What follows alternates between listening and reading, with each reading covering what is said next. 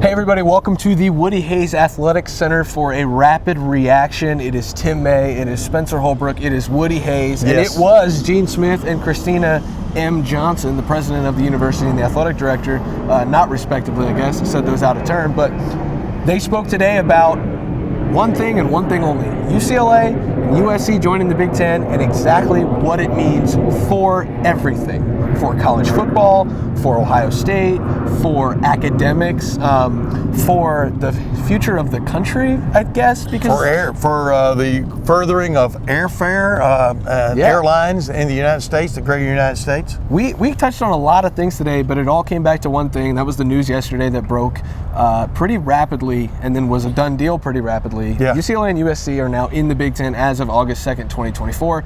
Tim, this is the first time speaking since then. Instant reaction to just the news in general. Bottom line is, in this age, I even texted Gene this. I mean, people want to look at the past, they want to look at tradition, etc. That train has so left the station, it's ridiculous in the last 20 years with conference expansions, conference going in and plucking the low-hanging fruit from these big-time conferences that want some kind of alignment going into the future. It's all driven by basically the potential for even more and more television dollars, media rights dollars, for want of another term. And that is definitely what this is.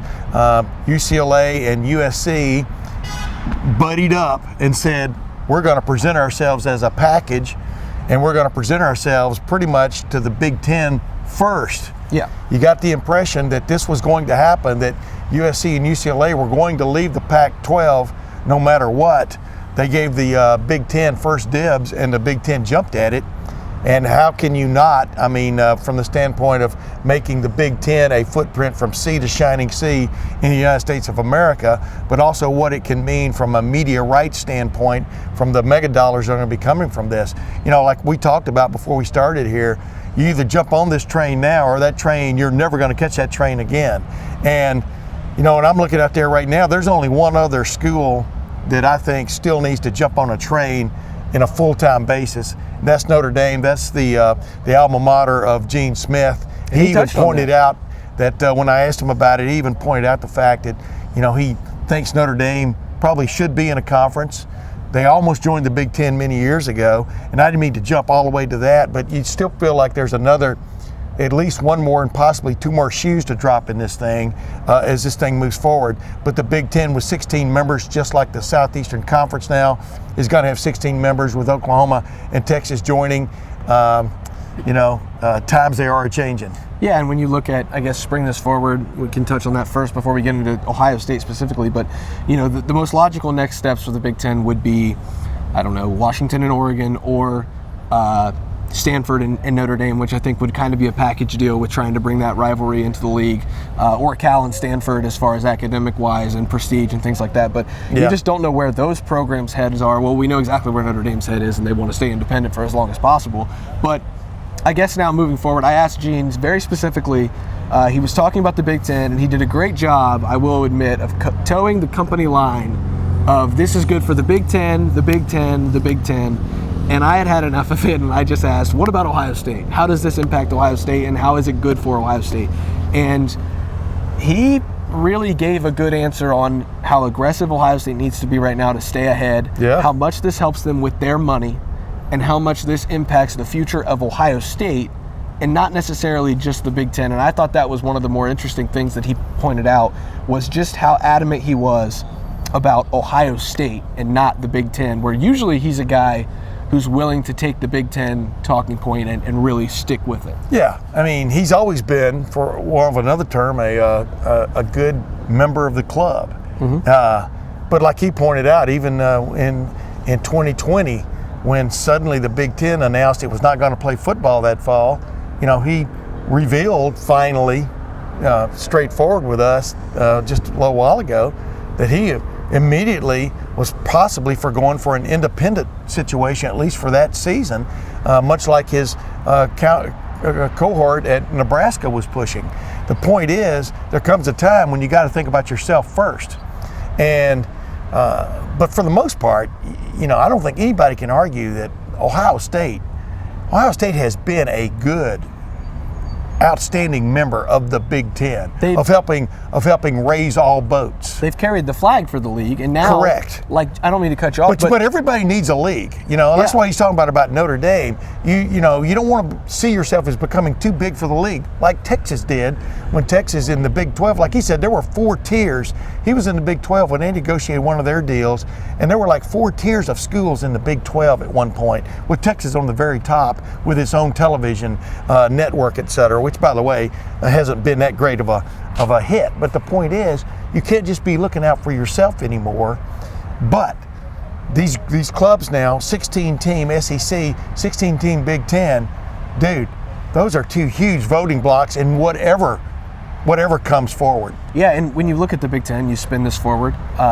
Gene Smith made sure to talk about how there is weight to be carried in this league. Ohio State has been at the top of, I think he said, the top of the pyramid for a long time now. Oh, yeah. And I don't think he was meaning to throw shade at any other schools, but when we think of the Big Ten, we think of Ohio State and Michigan and Penn State and Wisconsin. Well, there's only one of those at the top of the pyramid. And I think this is the first time I've ever heard Gene Smith come out and just outright say, there's no one else that matches Ohio State. Well, now you bring in USC and UCLA with the largest media market, west of the Mississippi, and 2 massive alumni bases. Yeah. And all the attention that comes with the Los Angeles market onto the Big Ten. You are talking about 2 programs that immediately step into this league and can carry weight. Do they carry the same weight that Ohio State does in a meeting room with 13 other programs that have respected Ohio State's opinion and have gone along with Ohio State for a long time? No, that's not what I'm saying. But what I am saying is there is weight to be claimed in this league, and Michigan hasn't done it because the president didn't seem to care about football or athletics the last few years. Michigan State hasn't done it. Penn State hasn't taken that weight. So who's that weight going to fall on now? Ohio State and USC. And UCLA to an extent, but I think Ohio State and USC emerge as the 2 heavyweights of this conference when this is all said and done. It was the late great Jim Truman. I got to know in auto racing. His team won the 1986 Indy 500 with Bobby Rahal, but he had a great line. He goes, lead, follow, or get the hell out of the way. And that's Gene Smith, and Kristina M. Johnson. Do not discount what she has brought to the fore as the president of Ohio State. She understands the weight that this university carries. The impact it has, not just nationally, but internationally, from an alumni base, from wow. Talk about audacious, getting the copyright to the, at least when it refers to big time institutions, etc. The word the, that just shows you what this is all about. And now, finally, like you said, they're not throwing elbows, but they are throwing their weight around. And I think it can only be a good thing for Ohio State and the Big Ten moving forward. And I've said this many times, Spencer, when you look right now, when these things are happening, and you look at a couple of conferences like the Big Ten and the SEC, and there are several members in both of those conferences who are sitting there, I'm sure, in their most honest moments going, wow, I'm glad we were in this at the beginning, because would we be invited to be in it now? And that's exactly what you're talking about. You're looking at a $100 million payday for Purdue, for Illinois, Northwestern, Rutgers, Maryland, all of these schools, because we asked Gene, he's not interested at all in a tier system as far as school payouts and revenue. Not now, especially. Obviously Rutgers and Maryland had to wait their turn to get a full share. It just, reading between the lines from what Gene was telling us, it looks like USC and UCLA probably will come into this as full share members. Yes. And their presidents, in announcing this late on Thursday night, made the point that yes, media rights, finances are a very big part of this, from the standpoint of being able to maintain the sports programs that they have. Neither one of them have as many varsity sports, for example, as Ohio State, which I think still leads the nation with 36 varsity sports. They're going to have to add a 37th beach volleyball, apparently. Exactly. I threw that in there because if they're going to play on the Tim May Beach volleyball court,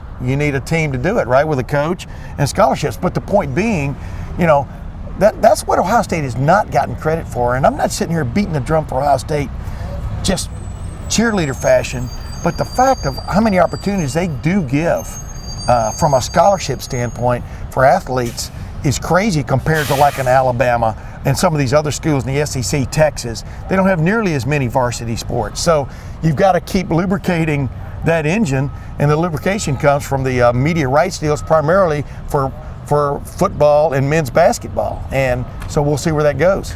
The logistics were It's going to be big, though. The logistics were touched on a little bit. Everybody's got questions about travel. Gene Smith and Kristina Johnson have questions about travel. Yeah.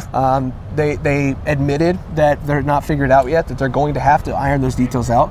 The good news for them is they have 2 years to do it. They've got 2 years to figure out a full travel plan. You know, whether that's a new rule in the conference where you have, if you're playing USC and UCLA on the road, they need to happen in the same week. Exactly. Or, you know, which will happen. USC comes across the time zones for, you know, only twice every winter for basketball. But football, none of that travel stuff or crap, if I can say, matters, because they fly Right. private. Every single school is going to get $100 million. You better have the facilities to house these people. You better have the resources to make everything, you know, happen. Because if you're going to give the folks in Champaign and the folks in Bloomington $100 million and the folks in West Lafayette $100 million, they need to figure it out. And Yeah. I think that's the bottom line. And so logistics are going to be an issue, but I think they're willing to work those things out because they have 2 years to do so.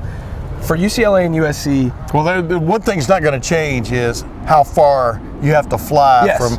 from LA to the east, to the Eastern time zone. And let me just jump in there real quick. The bottom line is, for Ohio State, that may be one trip a year, if that, because you're not going to play USC and UCLA every year. on the But for- road at yeah, least. But exactly, on the road. But for USC and UCLA, every other game in the conference is probably going to be on the road. Yep. Meaning you're going to be flying 4 and 5 hours to go places. I'm talking about from a football standpoint and a basketball standpoint.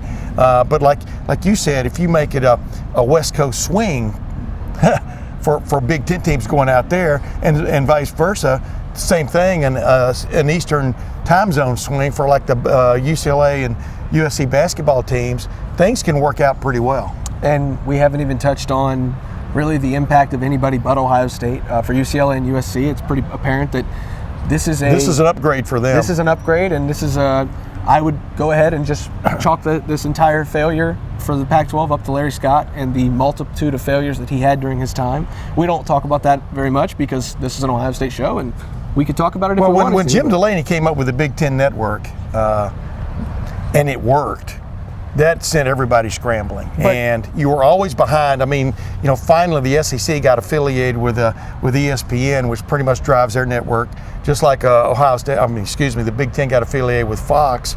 But the Big Ten Network is, in my opinion, still the superior thing out there from a money raising standpoint, et cetera. And the Pac-12 could never get it figured out. They couldn't get it on. Well, the other thing was how, you know, do not discount Ohio State with 25,000 alumni in the Southern California area. You know, Who would rather watch the Big Ten Network Correct. than would rather watch the Pac-12 Network, and that's one of the footprint is ridiculous. That's one of the problems I think the Pac-12 always had was they couldn't get the network onto cable boxes. They couldn't get deals with cable networks, and so nobody saw the Pac-12 network. But again, that's for another time. Yeah. I'm going to cut us off, or else we would stand here with Woody for the next probably 3 hours and just let this thing roll and talk about everything. But it's amazing how quickly it's going to happen, though. Oh, absolutely. 2024 is when it's going to start, and that's 2 years down the road. See, and the weirdest thing is the Texas-Oklahoma announcement happened a year ago.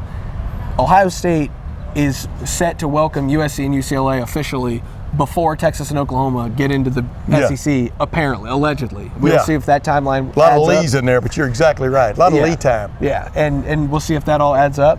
But that's the bottom line. USC, UCLA in the Big Ten officially starting August 2nd, 2024. Gene Smith, Kristina Johnson touched on it all this morning, and we will have it all at lettermenrow.com. Make sure to subscribe to the YouTube channel. Check us out on Apple Podcasts, Spotify, lettermenrow.com. We will see you there.